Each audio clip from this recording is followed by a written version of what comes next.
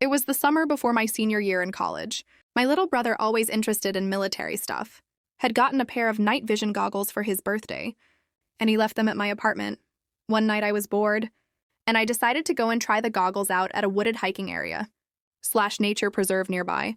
In retrospect, this seems like a very stupid idea, since I was all by myself and female, but I was young and stupid, and I got myself all excited at the possibility of seeing deer and other woodland creatures in their natural, nighttime habitat. I was familiar with these woods.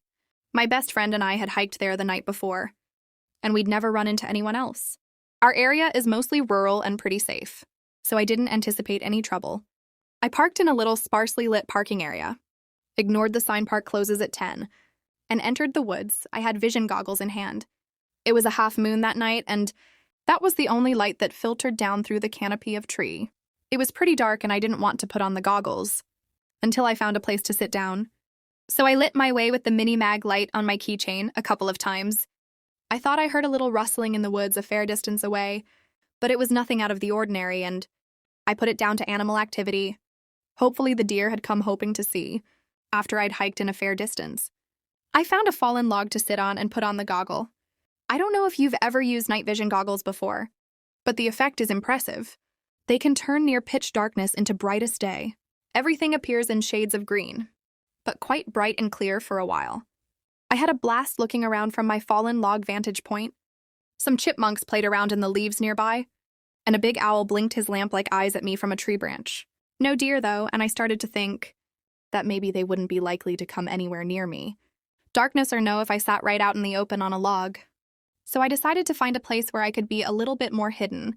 I made my way a little deeper into the woods, and finally found a huge tree. Perfect for climbing. I've always loved climbing trees.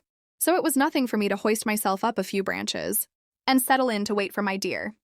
I didn't get to see any. What I did see, though, lit up in bright night vision green after about 10 minutes of waiting.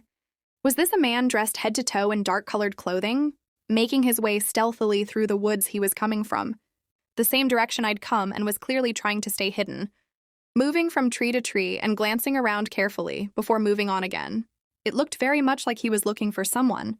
It took me a few moments to notice that he was carrying something, and when I saw what it was, the hairs on the back of my neck stood up.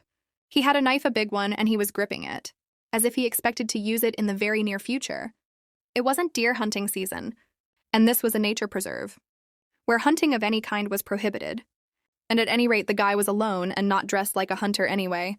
There were no deer in sight, and very few hunters killed their prey with knives. I was suddenly horribly aware of my situation. A young woman alone, weaponless, in the middle of the woods at night. This was the 90s, so no cell phones, and even if I had one, I wouldn't have felt safe using it. Lest I draw his attention. I didn't know how he was able to see so well in the dark. I guess his eyes had just adjusted, and I was terrified he would look up and see me. I sat there afraid to move, afraid to breathe, and watched him as he continued his methodical and stealthy process of scanning the forest for whoever, or whatever the hell he was stalking. I scanned around but couldn't see anyone else, even from my high vantage point, and the sickening thought struck me that he might be looking for me. I remember the rustling noises I'd heard in the woods when I first arrived, and then I thought back further and remembered something else. A white car that had followed too close behind me.